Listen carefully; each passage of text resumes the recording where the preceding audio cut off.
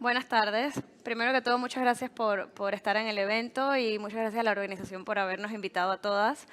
Me parece que es una oportunidad grandiosa para poder conocernos a todas las que trabajamos en tecnología y pues muy bien. Mi nombre es María Alejandra Ríos. Yo actualmente trabajo en Scopely. Soy manager de monetización y live ops.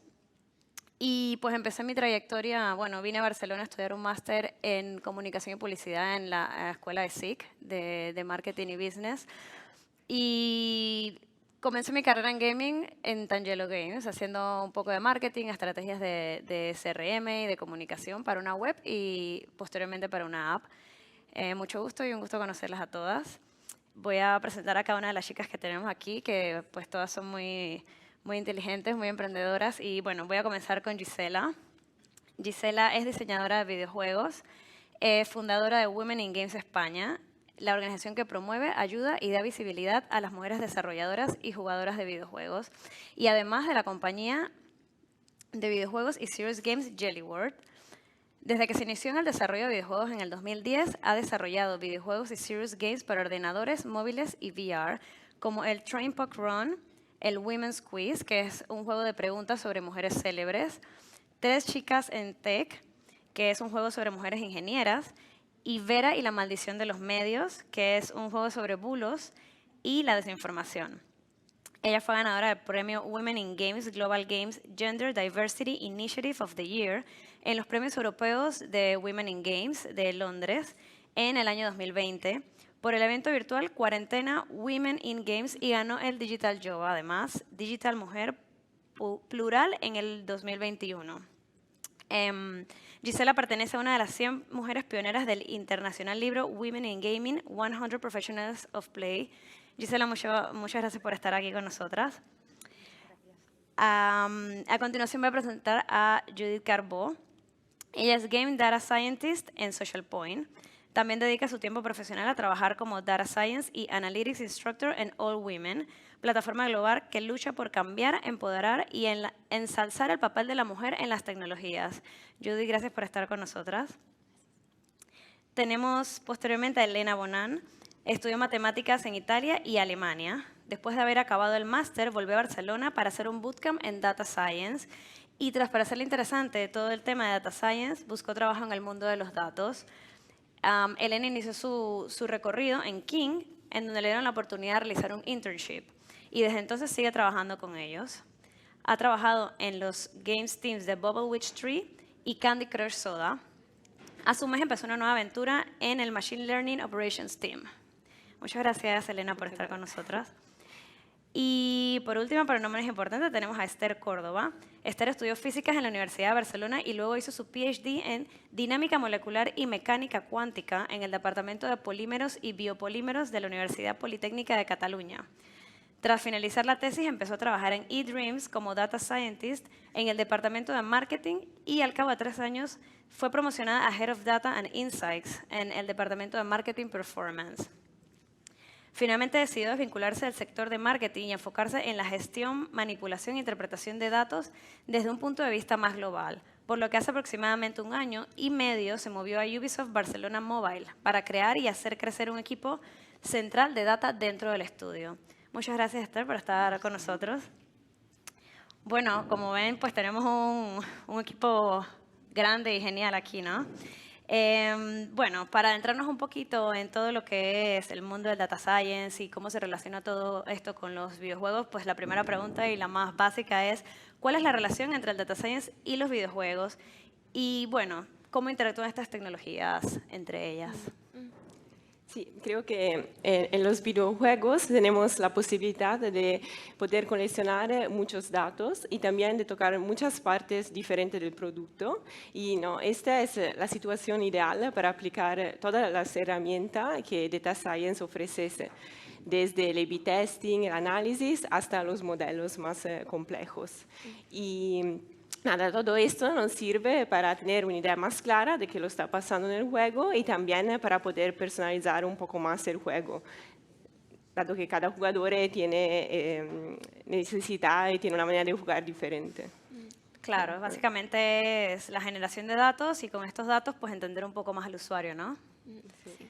Añadiría que es muy gratificante, por ejemplo, trabajar en el sector del videojuego, porque al final cada juego es como un pequeño mundo, ¿no? Donde tiene su propia economía, sus propias reglas y al final potencialmente puedes acceder a todos los datos que quieras, que no es algo que pase en otros sectores, ¿no? Por ejemplo, he trabajado en retail y sí que es verdad que para parte online pues puedes acceder casi a todos los datos que quieras, pero cuando el cliente va a la tienda pierdes completamente la pista. Y esto no es algo que pase cuando trabajas en los videojuegos. Y siendo un profesional del data es algo que realmente agradeces mucho. Claro, porque todo está todo está traqueado muy específicamente, ¿no? Todo se puede ver por detrás. Pues es verdad. Efectivamente, bueno, para mí, por ejemplo, este es uno de los puntos claves y al final para mí es como el pilar transversal, ¿no? de todo lo que luego generas dentro del mundo de Data Scientist, que es el poder absoluto de decidir qué traqueas, qué tipo de datos quieres traquear dentro de cada juego, en cada step, cómo el usuario interacciona con el juego en sí, con la app. Y entonces, puedes colectar absolutamente toda la información que te plantees prácticamente. Y esto es algo que ahora mismo tiene muchísimo poder, porque antes a lo mejor teníamos la opción de tener toda esta información, pero luego estaba vale, colecto esta información, pero ¿qué hago después con toda ella? ¿Tengo las herramientas suficientes para poder analizarla, para poder transformarla en insights, para poder hacer modelos realmente accionables? Y creo que en los últimos años este mundo ha despegado de una manera impresionante y ahora mismo estamos, pues eso, ¿no? Con este pilar transversal que es el tracking y el tener unos datos limpios y accurate, luego el poder dedicarnos a deep dive análisis para, bueno, pues para entender impactos de aplicaciones nuevas que añadimos en cada juego. A/B test para ver pues, diferentes modelos, ¿no? Y qué es lo que realmente funciona mejor con el usuario. Y luego también está toda la parte de Machine Learning, ¿no? De realmente poder desarrollar modelos para segmentar, conocer al usuario y a partir de aquí crear muchísimo más engagement con cada usuario que es único al final y cada uno de ellos tiene un perfil diferente y les gustan cosas diferentes. Entonces, hay que también ser capaces de segmentar un poco los perfiles y anteriormente se iba mucho a grosso modo, ¿no? Y ahora se puede perfilar mucho más. Y es una de las grandes ventajas de traquear todo lo inimaginable y poderlo procesar y analizar. Sí, al menos para mobile, el hecho de tener un mismo juego que puede gustarle a muchos tipos varios de personas. Simplemente con el mismo juego poderlo personalizar, ¿no? En base a la información que ha recogido de cada uno de los usuarios. Exacto, claro, y en este caso pues poder saber cuándo se conecta el jugador, cuándo no se conecta, cuándo empieza, cuándo termina, cuándo se frustra y deja de jugar, qué tipos de elementos o accesorios le puede gustar, qué elementos le pueden gustar, cuánto tiempo los usan, cuánto tiempo los dejan, o sea, si los compran o los venden también en este sector y si consumen dinero, no consumen dinero, cuándo consumen dinero, porque aquí tampoco lo decimos, en este caso, pues en los free to play, por ejemplo, pues es lo más relevante, ¿no? Porque claro, para seguir avanzando pues en un free to play debe haber una pequeña inversión, ¿no? Para que se siga el juego en adelante.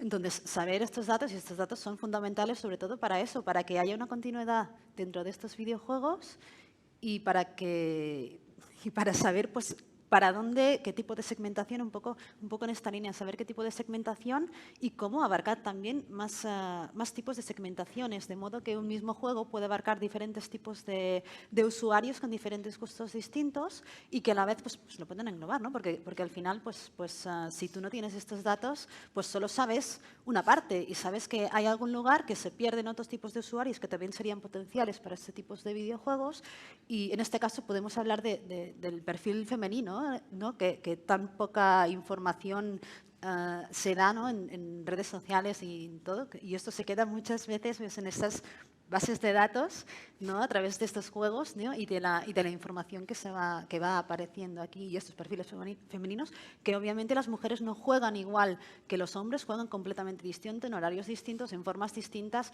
en métodos distintos y en momentos, porque las conductas y el trabajo y el día a día de una mujer al día a día de un hombre es completamente distinto. Con lo cual también estas informaciones son muy importantes y también son muy novedosas, porque hace realmente muy poco que han salido y son fascinantes. Sí, totalmente. Y es bastante curioso cómo no solamente uno segmenta por tipo de usuario, sino la acción que uno prepara para cada usuario en específico, porque claro, no todos los usuarios son iguales, así que al final se segmentan de una manera y luego pues la acción es específica para ese usuario y vamos, que cada dato nos cuenta una cosa distinta, dependiendo del usuario y de cómo se comporte dentro del juego. Pues bueno, otra cosa que también es bastante real es que la carga de datos que genera un juego es gigantesca, ¿no? Entonces, por aquí nos metemos un poco con lo del Big Data. Es cierto que el Big Data permite analizar aspectos que hace unos años quedaban totalmente fuera del alcance de los videojuegos. ¿Ustedes tienen algún ejemplo de esto, de cómo el Big Data pues, ha logrado un gran alcance dentro de este sector? Sí, por ejemplo, podemos controlar en tiempo real qué pasa para millones de jugadores. Esto es una gran ayuda porque podemos ser un poco más innovador o más valiente Claro. con lo que pasa en el código, ya que si algo no funciona podemos actuar muy, muy rápido. Y también, por ejemplo, podemos tener como versión un poco diferente del juego, ya que podemos coleccionar muchos datos, tenemos como una información muy útil, muy precisa de lo que está pasando en el juego. Y después también con los datos hay toda la parte de modelo que se pueden aplicar al juego y Claro. sí, hay mucho, mucho más que contar. Sí, realmente esto del tiempo real, de poder tener datos en tiempo real, pues en gaming es totalmente importante y es una cosa que te permite definir muchas cosas que pasarán dentro del juego dependiendo de lo que el usuario hace en tiempo real. ¿Alguna quisiera añadir alguna cosa más? Bueno, diría que también somos capaces, ¿no?, de poder plantear cualquier hipótesis y realmente poder testearla en el juego, porque tenemos suficientes datos como para poder saber de verdad si realmente nuestra idea de que esto iba a mejorar el juego, esto está dañando el juego o esta segmentación es mejor, podemos directamente salir de dudas, ¿no?, probarlo y tenemos suficientes datos como para saber si vamos en buen camino o tenemos que modificar un poco cómo estamos haciendo las cosas. Totalmente. Yo creo que con esto has contestado la siguiente pregunta, que era cómo conseguir un producto más personalizado y adaptable gracias al Big Data. Y creo que es totalmente esto, haciendo test, comprobando hipótesis y bueno, todo esto gracias a una generación masiva de datos. Y yo aquí, bueno, para mí aquí creo que hay que añadir el punto clave, que es el que business también tiene que entender este punto. Y no es simplemente el generar un modelo y ser capaces de predecir, pues este usuario, esta va a ser su última run y ya no va a volver nunca más. Es desarrollar el modelo y crear una accionabilidad que desde business, que desde LiveOps, luego además se generen herramientas y se generen procesos para que ese modelo que te predice algo tenga un impacto positivo, ¿no? O sea, que luego realmente tú veas que de alguna manera eres capaz también de interaccionar con el usuario y de hacer que vuelva otra vez a querer mantenerse en el juego. Y luego para mí, dentro del Big Data hay otro punto que es también muy importante, que es toda la parte de, ya no solo a nivel de usuario, pero también a nivel de forecast, de todo lo que es performance, de generación de alertas, cuando tienes caídas en monetización, cuando tienes caídas a nivel de usuarios que esperas que actúen de una manera en concreto con una nueva aplicación que has sacado dentro del juego. Y toda esta información constante que vamos recibiendo y colectando a cada momento nos permite eso, ¿no? Pues ver un videojuego desde muchísimos ángulos y monitorizarlo de muchas maneras diferentes, que al final permite desde diferentes áreas el poder mejorarlo y el mantener el rendimiento óptimo y la calidad que los usuarios esperan, ¿no? Vale. Sí, un poco la diferencia es, bueno, de toda esta aparición, pues ha sido en que en unos inicios pues era todo a nivel muy interno, ¿no? Todos los algoritmos estaban desde el nivel, desde el mismo software, ¿vale? Y venían pues esos datos dentro del mismo, ¿no? Pero ahora es muchísimo más grande, ¿no? Porque la información no solamente viene del mismo software, sino que viene de los otros datos que pueden... Que informan dentro de las aplicaciones, sean pues, de dispositivos móviles, etcétera, etcétera, ¿no? Tanto de, pues, como de gestos, así. Y a mí me gustaría sobre todo añadir, dentro de los Serious Games, que es lo que estamos desarrollando en Jelly Wall, pues que de lo que serían pues, los videojuegos de salud, ¿no? En este caso, pues toda la base de datos de salud que puede...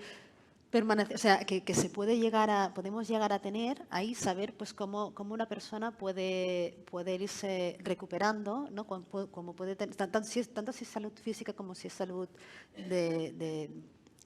interna. De hecho, la parte más interna, como fobias, ahí poder detectar cuando tiene una fobia mayor o cuando tiene una fobia menor, según cómo reacciona dentro del videojuego, yo creo que es un punto pues muy importante y fundamental en esta evolución. No están big datos, pero también hay todo un algoritmo que sí que hace que pueda ser beneficioso. Claro. ¿Qué papel crees que juegan los algoritmos en general en todo esto del Big Data y en relación con los videojuegos?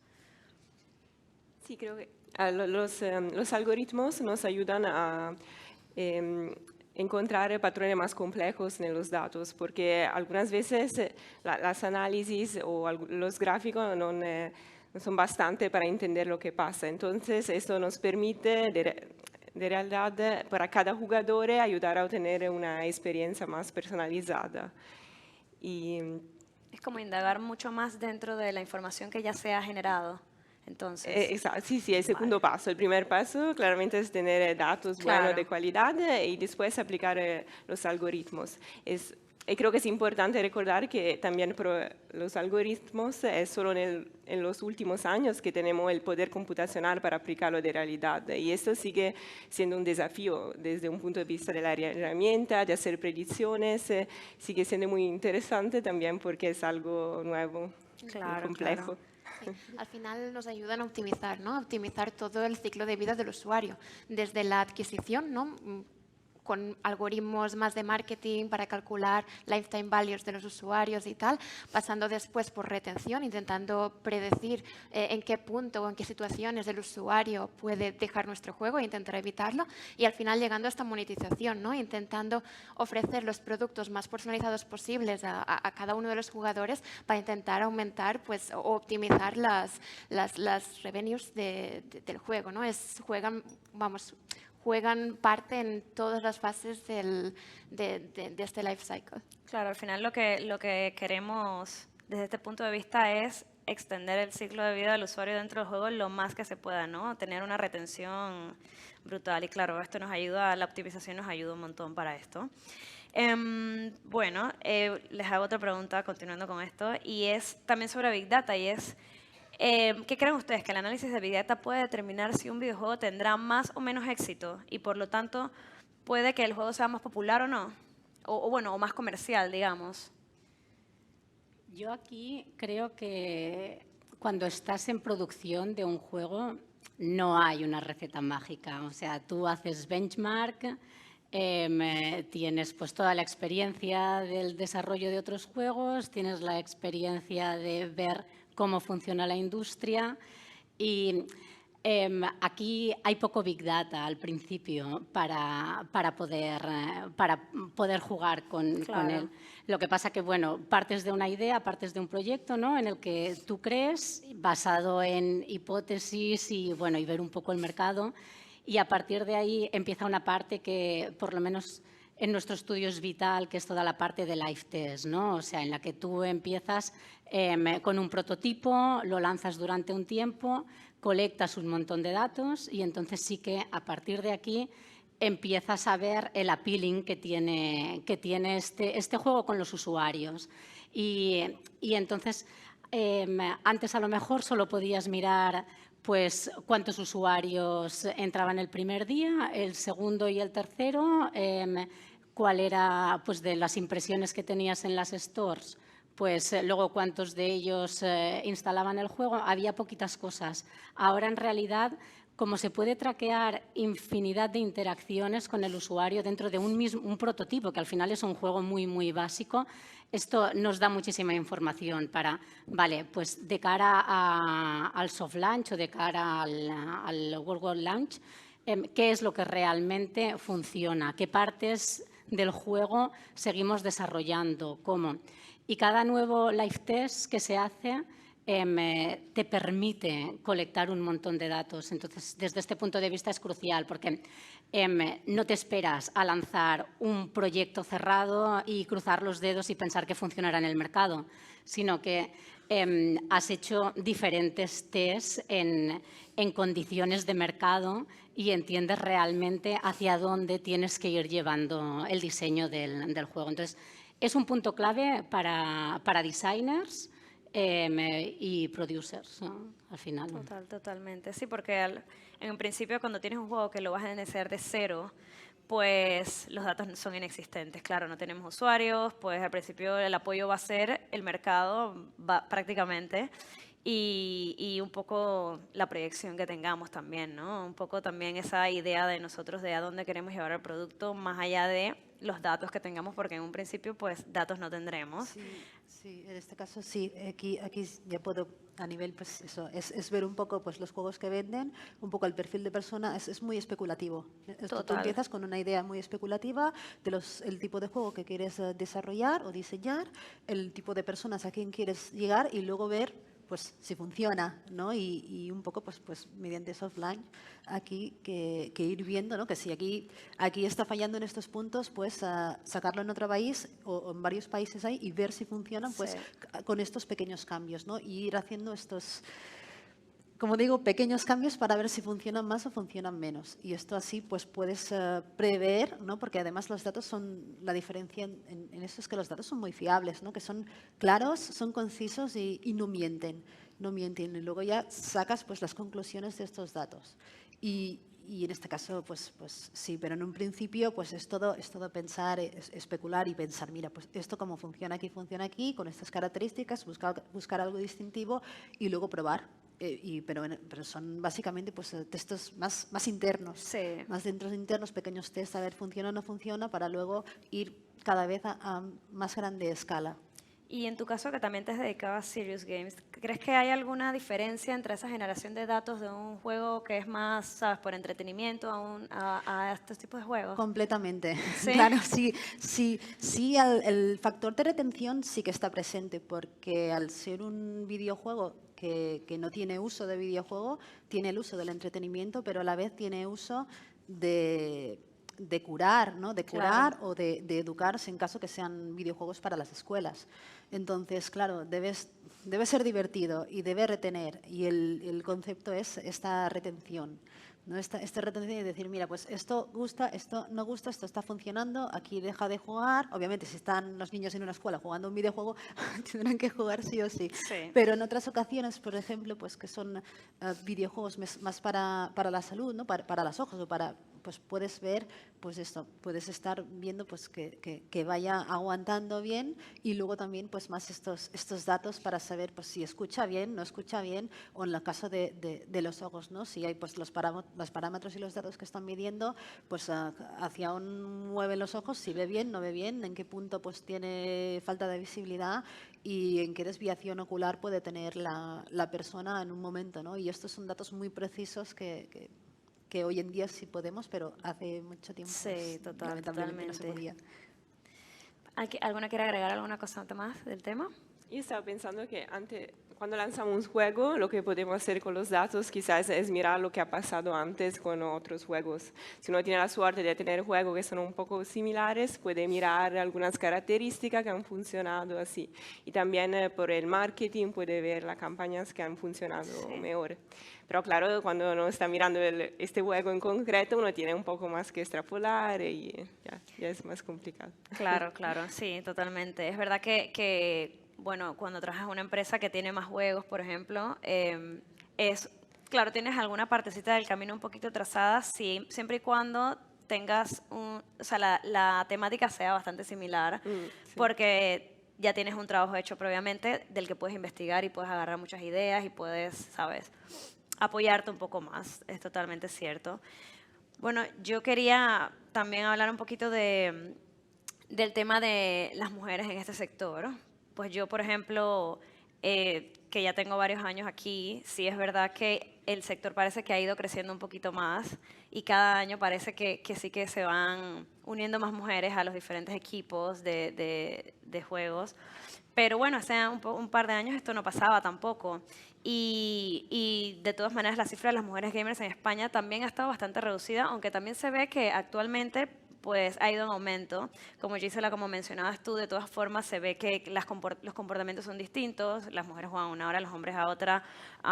En un mismo juego quizás a las mujeres le interesa una parte que será una progresión, digamos, y al hombre le interesará jugar contra otra persona, ¿sabes? Los comportamientos son distintos, pero bueno, se ve que la presencia de las mujeres en los videojuegos va en aumento. ¿Cómo podemos acercar el mundo del videojuego a las niñas para que se sientan también que es un camino que es pensado para ellas? Porque hace algunos años, pues la mentalidad era más como que los videojuegos son para hombres y tal.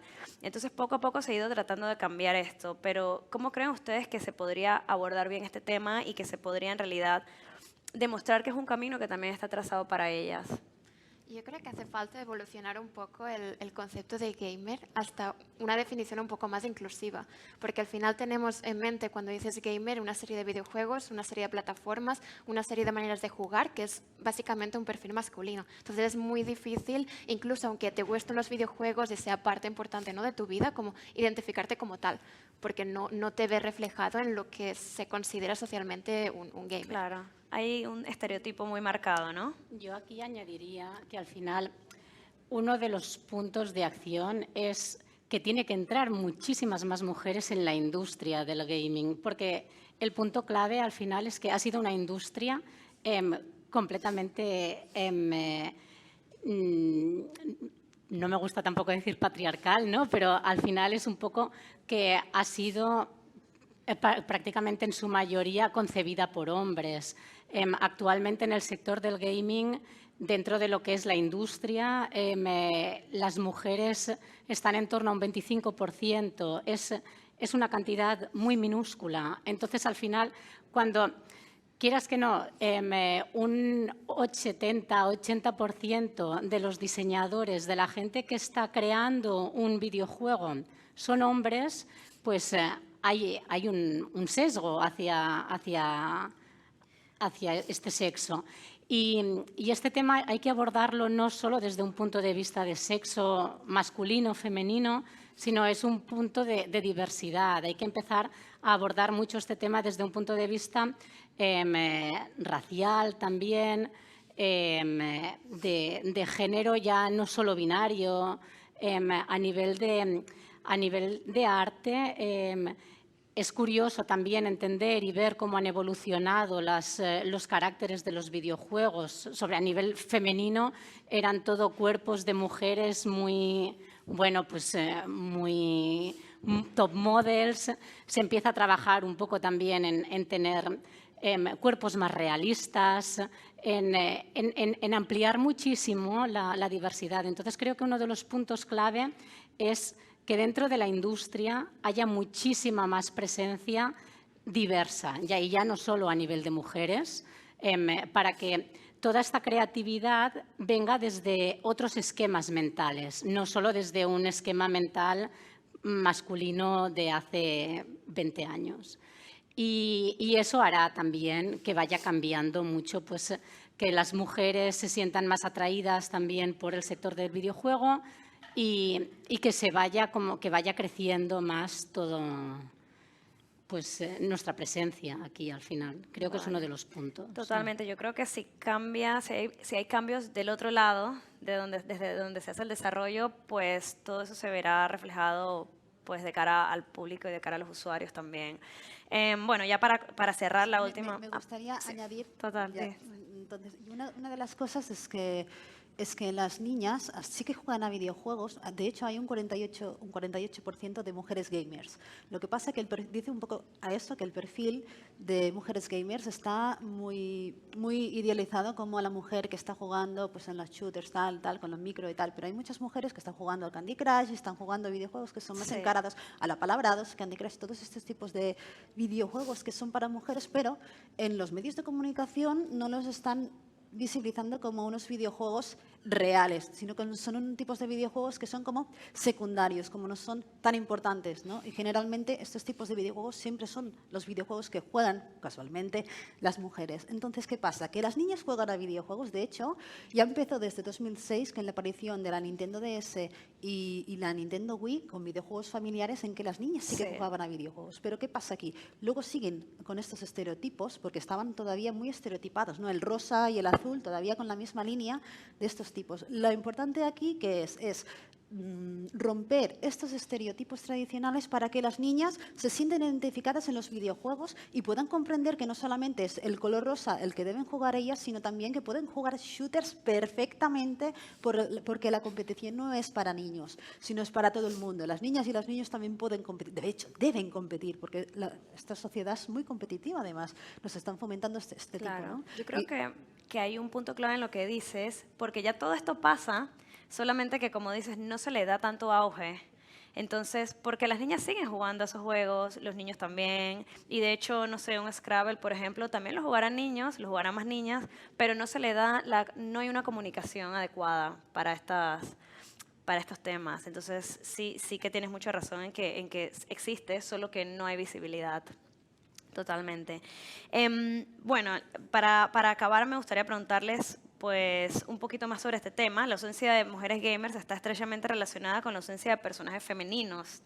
Yo creo que viene esto un poco de lo que mencionabas antes, de que es una industria que comenzó con hombres y pues cuando se mostraba una mujer se la mostraba de una manera top model y tal, pero realmente personajes principales femeninos no vemos muchos. ¿Cómo puede el Big Data ayudar a reconducir esta doble falta de referentes femeninos?